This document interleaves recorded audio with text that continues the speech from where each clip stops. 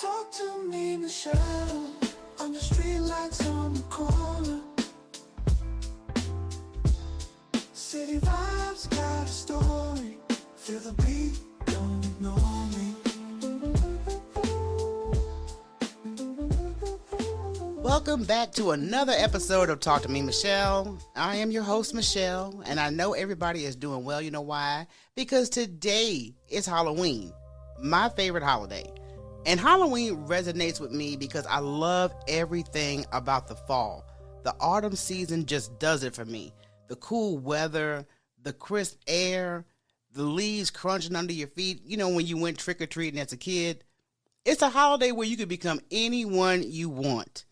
And for me, 9 times out of 10, that someone was a witch. I'll get you, my pretty, and your little dog, too. And if you know me, you understand why I connect with that. Today's episode is a very special treat because when this was recorded, it was on my birthday, which is October 3rd. And I decided to treat myself on my birthday, booking none other than the wonderful, fine-ass Rodney Barnes. You know, he's a creative genius. He's behind projects like My Wife and Kids, Everybody Hates Chris, and one of my all-time favorites is The Boondocks. Rodney isn't just a TV icon. He's major in the comic book game. He's a big horror buff, and he is also the voice behind the podcast Run Fool, a must-follow podcast that I highly recommend for all my fellow horror fans. His narration, his voice, it just hits different. And yes, he is quite fine, all right? Which you may have picked up on if you caught the last couple of episodes we had together. There is a little flirting that we do partake in. Now, I'm a Libra. After all, we can't help it, you know, so that's my excuse.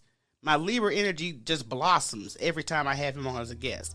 But Rodney and I are going to dive into a great conversation about Halloween traditions, favorite spooky films, and more. Let's get into the spirit and get spooky. Rodney! Hey, how are you? Is it your birthday today? Today. Happy birthday. Thank you so much. Oh, Lord, I got to record that because I told you. I would start singing, but people would leave. It wouldn't be good. You could just announce it one more time and I'll be good. Happy birthday, Michele. Woo, okay. I'm good now. So thank you very much. You're very welcome. I did it in the Run Fool voice. Yeah. You know what? That is major because I was thinking when I was listening to the part 2 episode you left us hanging on the cliffhanger for last time. Yes. I said, man, if he would say happy birthday to me, that'd be my day. Yes. Libya's part 2. Yes. And I enjoyed the follow-up of that episode. It was very intriguing. It definitely put me in the Twilight Zone. Okay. All right. I was very fond of that episode. Some of them, the second part, sometimes you worry when you do a 2-parter, will the second part live up to the first part? You know, because the first part is the setup and they come back, you got to deliver. So I think it did. I don't think you've ever done a 2-parter that has not had a great follow-up. I appreciate that. Yeah. Writers are fantastic for us, so very, very fortunate. Yeah, and matter of fact, this is my girl Jules, who's also a major fan of yours. Hey, Jules. Morning, Jules. Yeah, we discussed it when you have a 2-parter. Like, man, did you see how he left us? So we do have these conversations, but they're good follow-ups, so you're not doing bad at all. Thank you. Thank you very much. But you know, we're here to talk about my favorite holiday, which is Halloween. Yep, it's one of my favorites too. I would say it's my favorite. This period of time is different on the West Coast because it doesn't actually get cold.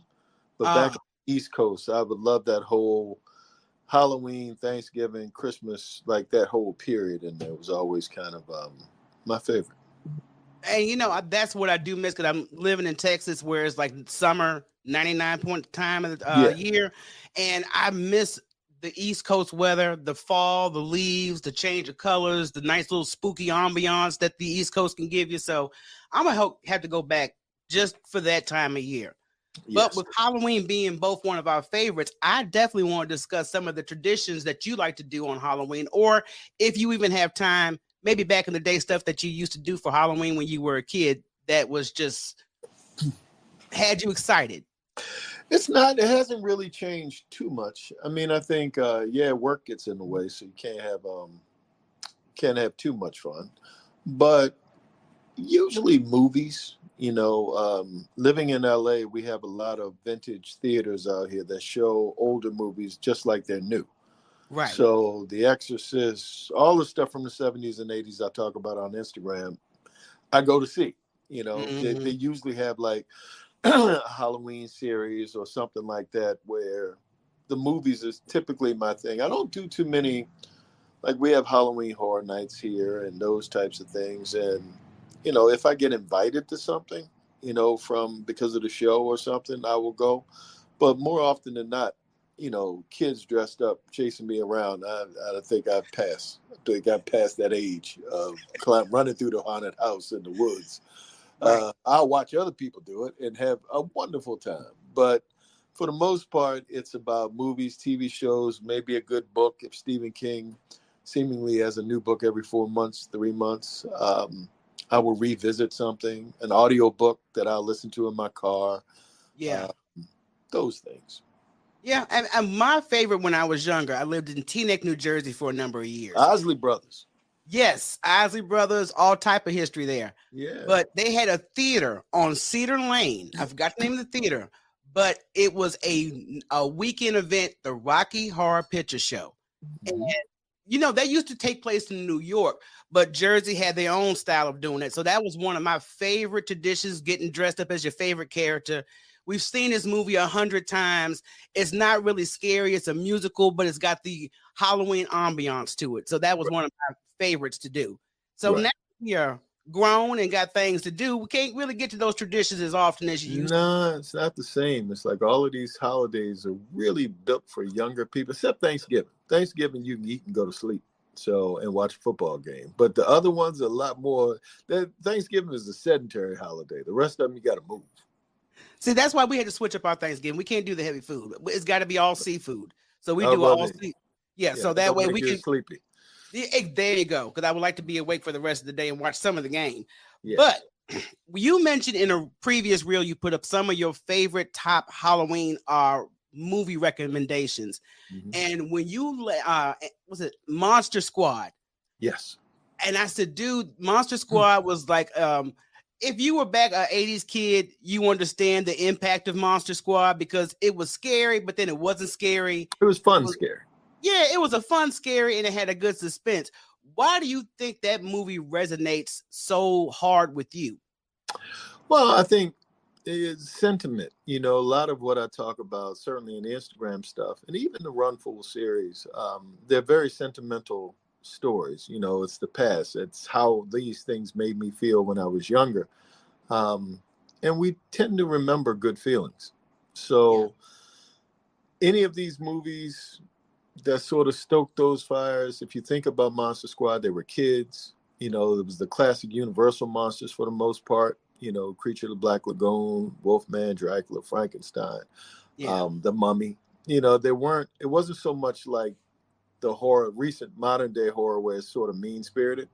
Um, and it played into the stuff that made me remember Fangoria magazine or the models I used to put together as a kid and all of that stuff. Anything that takes me back to childhood in a good way um, tends to resonate, especially if it's well done. I thought the movie was really well done. No, it was well done. And I can still watch one of the other classics that you mentioned, which is John Carpenter's Halloween. Yeah. And nothing hits like the original, even though they've had remakes, they've had sequels. It's always the original film I go back to. Yeah. Michael Myers still holds a big impact in today's horror culture. Why do you think he's such a outstanding character that people still want to represent? I think characters like Jason, Freddy, Michael Myers, um, the Predator, Alien, those movies sort of changed the way we looked at horror. Whether some people call Halloween a slasher film, um, but they were the first of their kind, or at least done in such a way that they left an impression, they left a mark. It's hard to find something, it's hard to make something new because it seems like everything under the sun has been done. But those movies, when they were done, sort of set a precedent for what the future was going to be. So Michael Myers being the relentless slasher that had to be connected to some supernatural something, because he got shot, he fell out a window, he did all types of things that a regular human being wouldn't be able to do. So that extra element took it out of the slasher, like Psycho, the films that up to that point had a knife involved where somebody was after someone. Yeah. This sort of added that element of movement and the suburbs and just different themes that were under the film. And to me, that just made it so evergreen that it's hard to get it out of your head. And then you see other people mimic things, aspects or elements of it that remind you of the thing. So you can't get it out of your head anyway. Right. Because they go, oh, they did that in Halloween. And then that makes me think of Halloween. Yeah. So it's hard to duplicate or top the thing that started the whole movement. It is, and I see so many films that are trying to take that element and twist it, but regardless on how they twist it, where it really originally comes from. Yeah. But I like the newer, some of the newer horror films. Like Trick or Treat is my yearly must watch every Halloween. I'm not sure if you've watched Trick or Treat. I have not yet. You have got to watch Trick or Treat. It has. I haven't seen that. I haven't seen Smile. I can go down the list of all the ones. I watch more older ones, and it's hard. Even when I do my videos, it's hard to talk about the new stuff because all I see is the old stuff. But I'm sorry. Continue. No, you're good. But I understand because, when you come from a genre where horror was just so original and now we coming into almost like a bootleg type of culture, I hate to say so because, I'll watch a horror film that's, modern and it doesn't hit like it's supposed to hit. Now, it feels like fast food. If I want a good steak, you go to a steakhouse. If I want something to eat real fast, you go to like McDonald's or something that's fast food. Mm-hmm. I feel like a lot of the movies that are done today are pieced together in that way. Nothing against them. Some great movies have been low budget and that type of thing, but it's all plot driven. And I watched The Exorcist last night. And every time I watch that movie and movies like it that were crafted so well, I always see something new. I always see something, and I've seen that movie hundreds of times. But as I get older, you understand what they were trying to say a little bit more. When I was a kid and I first saw it, all I remember was Reagan. The little girl jumping up and down on the bed, throwing up. Yes. And then as I got older and became a parent, and you just see it completely different. You see the themes differently. Yeah. So, I tend to still go backwards more so than go forwards. And I understand because when there's something I've checked out new, I usually go back to the old school, but I will highly recommend Trick or Treat. That is something but because you recommended it, it's on you now. The pressure is on you because I'm going to think of you, I have no pressure. Okay. All right. I know that Houston. I know y'all tough in Houston, so I'm not going to. I have no pressure. When I put a movie recommendation out, that's how much a movie buff I am. Okay. I could have been a movie critic professionally, but watch Trick or Treat, and you will be Michelle. You were right. That's a good modern day film. I saw Salem's Lot, the new one. It was funny because I put a post up. And everybody was saying, "Oh, you recommended it." So I'm going. I'm like, "Oh, I never said I recommended it. I'm just sharing." What I said was it was fun because you're gonna go there expecting something that I didn't say was in there. I'm just saying that I had a positive experience, and part of that positive experience was being able to disconnect from the thing that I loved. I disconnected from the book. I disconnected from the 1978 miniseries / TV movie because it was two versions of it that came out. Right. 2009 one I wasn't as much of a fan of, but I enjoyed myself based on it reminded me of the greatest hits of Salem's Lot. It wasn't like an Academy Award winning film in my opinion, but I thought it was well crafted and well done for what today's movie going audience and pacing, is into. It's movement, it's sound. They did some creative things cinematically. I thought, it was really well crafted for today's type of movie. But if you go thinking that you're going to go back to the other thing, that's not what it is. And a lot of people think that's what it should have. It's like going to see the new Exorcist movie. Do I expect the Exorcist movie back in the day? No, they don't make movies like that anymore. Not that they can't, but very rarely do you have a slow burn. I was watching it last night when I was watching it. I was thinking to myself, it took 45 minutes from the beginning of the movie to her peeing on the floor and saying, that like in between, today's audience, many might say nothing happened, but a whole lot of character stuff happened. Yeah. And then once that happened, and she started the transformation, everything picked up from there to the end. But in today's world, within the first 5 minutes, something has to happen. It's got to be loud. And somebody's got to jump out. Something's got to, in quotes, happen. That jump scare, because my son's a big Five Nights at Freddy's fan, and I was like, how do you? And I watched the movie with him, and I was like, dude, this is motherhood in full effect. And I did not realize Sting and I had the same birthday, so I am a Police and Sting fan, and the fact that you got a project coming up with him. I do. I want to hear about this if you can talk about it. It's a novel and a graphic novel based on one of his works. That's the most that I can say. Something that he's written. One of his works is being turned into a novel, feature-length, full-length novel, and a graphic novel. And who knows what it'll become, if it'll become something after that. But yeah. Certainly because I can track my life to where I sat at sing concerts as to where I was in life. And I remember in the early 80s in the Capitol Center in DC or Landover, right outside of Laurel, that I sat damn near on the roof of the Capitol Center to see the Police. And then as life has gone on, I've gone closer and closer down to the stage. So, I've seen Sting over 367 times, I think, over the course of my life.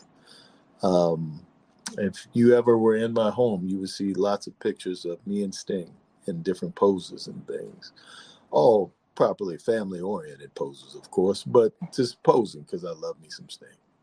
No, I used to listen. I think I wore out my Police album, Ghost in the Machine. That was like that. I wore that's when I had the cassette tapes, and I promise you that one popped on me and I was devastated. But let's get back to our horror conversation. Yes, I want to tap on that. But you are recommending some other movies. But what about urban legends? Because when I think about urban legends, I think of things such as we had Candyman, for an example, in Cabrini Green. We have so many different things like Boo Hags. That's one of the things that you brought to your podcast, and it was one of my favorite episodes because I've heard so many different stories of Boo Hags. Why do you think that particular myth registers with people? I think that was the one where they sit on your chest and take your breath, right? Yes. We've all had sleep paralysis, many people have had sleep paralysis. And so you're relating on that level to what sleep paralysis is. So that's where you're starting. I think anything that you can relate to your life or have some semblance of empathy for, connection to emotionally, it's easier to scare you. There's an entry point. There's something that's there. And then if you can add myth and legend and all of that stuff to it, it becomes more relatable and something that even if you think about Freddy Krueger, the fact that he gets into your dreams. We got a dream. In the first movie, when they try to do a sleep study and all of that, what's wrong with her. And then at a certain point, all the kids try to stay awake. Just that idea of a primal way of fighting and a primal way of approaching a nefarious entity. It's a universal thing that I think you don't have to be of any specific group or idea to be able to have an entry point to it. So that would be my thing. We all have any of the ills that come to a lot of inner city communities, drive-bys and murders and all of that type of thing. Yeah. They don't necessarily make the best horror stories because they feel there's not that extra part to it. There's just the anger and the action and the homicide.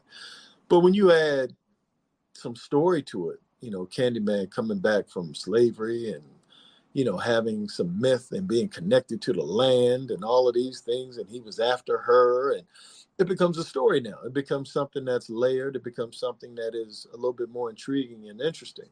So that would be my theory.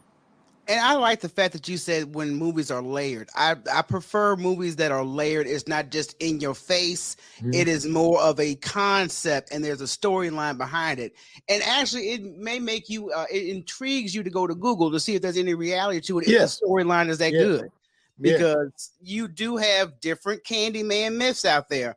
I Mhm. believe Houston has one.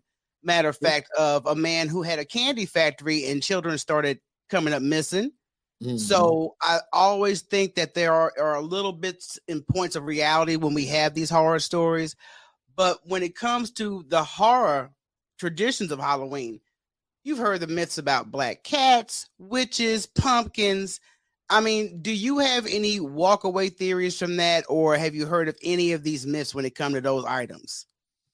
No, I mean, I've been around these things for a while, and I'm old enough at this point where I got a lot more to be scared of than those things. So I don't give them a whole lot of yeah, I don't put a whole lot of stock in those things. I think the Mhm. things that scare me are more man-made, um, not so much supernaturally made.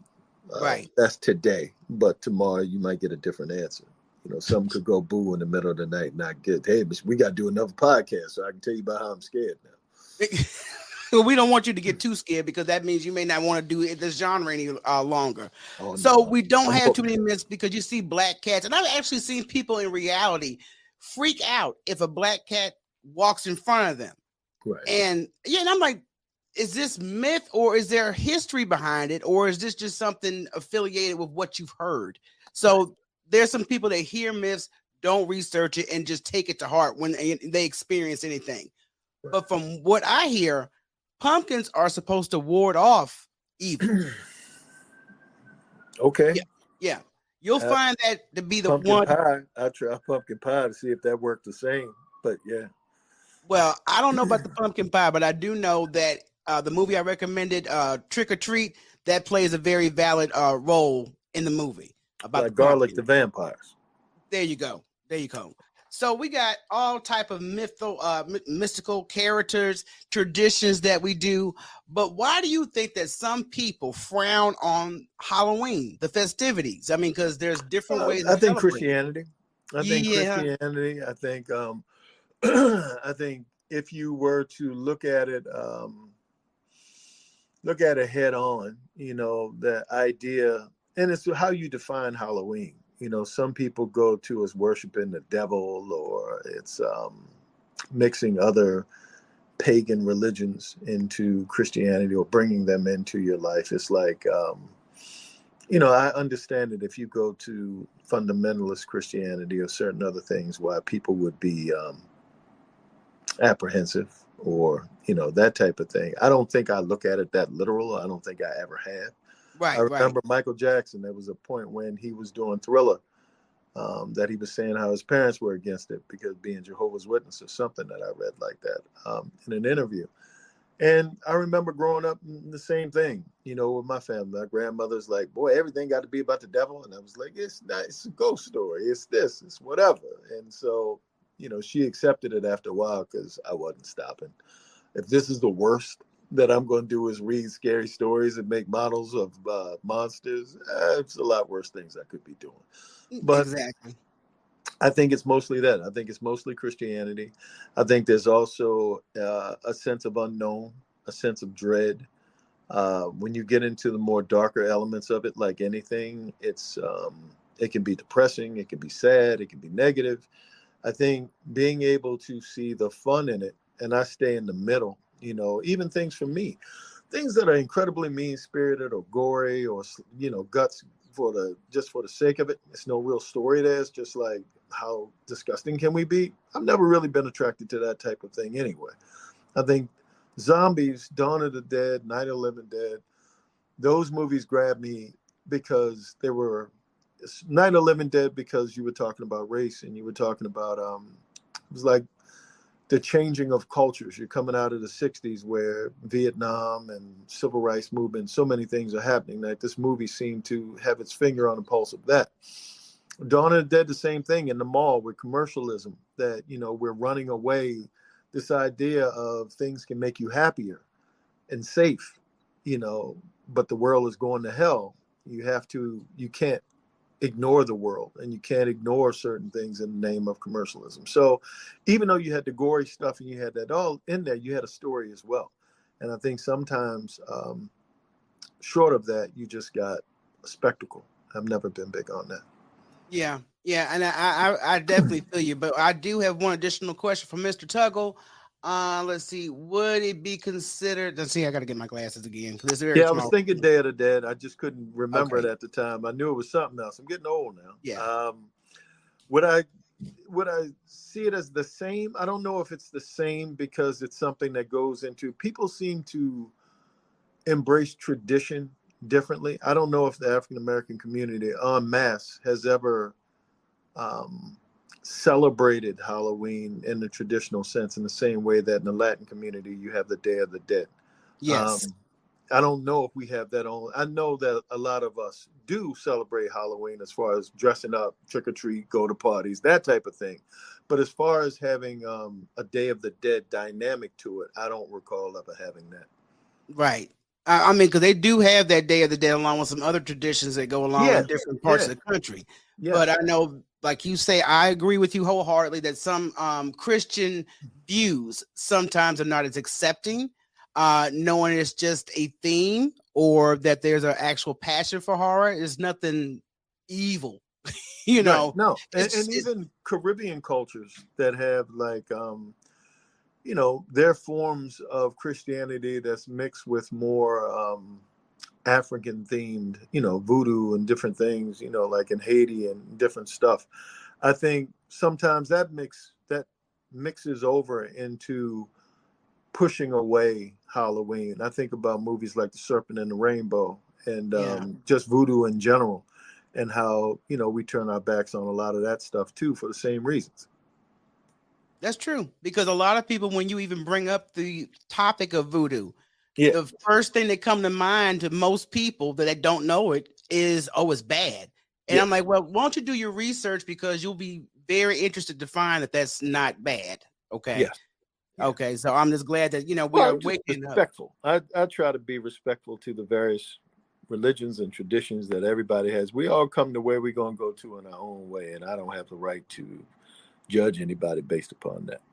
And look, long as I have my peace, that's all I need. Okay. I just need peace. And, we all have different opinions. So let's just agree to disagree on those notes. But other than that, do you have any final finale words about Run Fool? Because I know you're about to bring the season to a close. Yeah, I think either it's Halloween week or Halloween night. We have a special hour-long Run Fool that is told in real time. I've already recorded it. If you can think about Orson Welles' War of the Worlds, where you don't know whether or not it's real, it's really happening. Was there an alien invasion in that instance? We have an apocalyptic story that's told, like I said, in real time. I'm in the studio. Something could be happening that could have world implications connected to it. And it's the most ambitious Run Fool yet. Mostly we cut these things in half when we're doing it, but you get the whole thing at one time.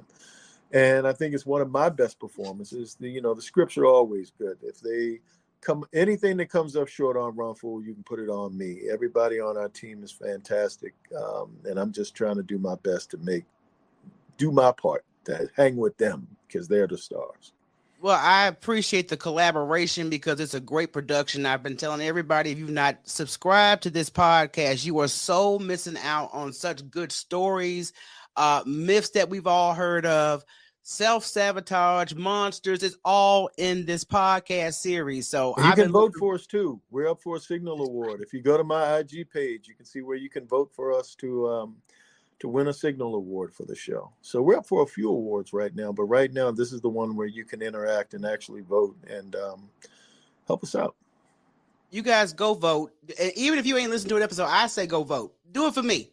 Just do it for me, okay? I expect the city of Houston to come out en masse and vote for Run Fool. Oh, so now you're going to put that on me. Okay, I'm putting it on Houston. If we don't win, so now I got Houston. Everybody else came out except Houston. So I'm just saying, that's how I'm going to feel. You going to make me say something. I'm just going to keep it to not myself. On your birthday. Not on your birthday. Not on your birthday. You got to act right on your birthday. There's people out here looking at you and looking for support and all of that. You're a leader. I'm a leader, but see, the people who follow me know the kind of leader I am. I'm gonna say what I got to say. I understand. But again, as a prominent leader and influencer in the city of Houston, I'm expecting all of your audience to follow and support Run Fool and Vote. That's just my expectation. But I've been let down a lot. Don't worry about it, because I was gonna, like I said, I was gonna say something. I'm gonna leave it alone. I'm gonna make sure you get the support you need from H-Town. That's what I need. I need. I've always looked for that support all over the course of my life, just for somebody to say, I'm gonna make sure. Anything after that, usually it's negative. I'm gonna make sure you get beat up and make sure they come get you. But if you're gonna make sure that we get some votes, then I'm good. Well, you know what? You are so tempting me to be because this is host. This is host persona. This is a family show. No, it's not. Okay. We're anti-family now. We're real family here. Okay. This is why they won't follow Halloween, because of us, because of these conversations. So you're not gonna put that on me, sir. You are not gonna put that on me. I'm gonna do my part. Joel Osteen. I'm gonna go watch Joel Osteen right now online to make up for this conversation. My face is about to crack. Okay, I'm going. Don't make it. Not on your birthday. Not on your birthday. This is a special day. Well, it's a special day. I am enjoying my special day. It couldn't be any better. Besides, I'm taking my day off from work. I got family. I got a dinner waiting for me this evening, and I get to talk to you. So that's best Rodney Barnes interview and interaction on my birthday ever. But I'm going to make sure it a regular thing. We have to make it a regular conversation. This is our time to be able to have this conversation. It's your birthday. Do you see? Y'all see how he said that? Do y'all see? That was in my Run Fool voice too. That's what I told. Level of sincerity in it, within my ability to convey my emotions. Dude, you the one playing with people's emotions right now. No. I understand what you mean to the city of Houston and America at large, and so I'm just trying to do my part to make sure that you're appreciated. And the way I appreciate you being I'm appreciative of you being appreciated. Okay, everybody gonna appreciate up in here. But I mean, this has been awesome, because I don't want to hold you long, because I know that you got mad stuff to get to in projects. I won't be as interested when I'm homeless, because I'm not doing my work. That's behind Wi-Fi. That's a behind the scenes conversation. I'm going to behave, yes. Rodney. I already said I wasn't going to flirt too hard this go around. Yeah, so you gonna make me break my word. I'm trying to be professional. It's your birthday. It's your birthday. Mm-hmm. Okay. Well, on that note, you guys go vote for Run Fool. Definitely well worth the listen and the subscription. You guys have got to check out all his upcoming projects. And if anything, on my wish list, if you redo a horror project, one horror project, I don't know if you're aware of it, called Cosmic Slop. Oh, I remember Cosmic Slop. Aha. Cosmic Brothers, HBO. Yes. And nobody like me and my sister think like we're the only two people on the planet that saw that series. I wish that was a remake, especially with the aliens taking us brown folks with them. That was scary. Yes, it was. Yes, okay. It was. They did some good work. They did some great work. So, Mr. Barnes, I appreciate you coming back on, and I definitely will try to see if we can get you back on for another topic. Or like I said, you can always hit me up, let me know. I need to promote this. I got this going. Can I get on? Anything for you. I do this for you. It ain't about me. It's not about me. It's about you, Michelle. Okay, Rodney. I want to make sure you're supported. It's not about me. I'll be all right. See, y'all don't understand the energy I got going, but I'm not going to even discuss it, because like he said, we're trying to be a family show, which this is not. Show. This ain't some positivity in the community, and right now we try to bring some positivity to the community. This is us working together as people. When you see us interacting, it's a good vibe. It's positive. Okay, it's positive. It's positive. Thank you so much, Mr. Barnes. I will be in touch. Okay. All right, we'll talk soon. All right. Happy birthday. Thank you so much. And Jules, I don't need the wet in the damn comments. Okay, I see you. You're talking about a family show. Okay, then. All right, then. Thank you, Mr. Barnes. Jules. Talk to you later. All right, thank you. All right, I was behaving. I behaved way better than I did last time. Y'all in the comments, kick rocks.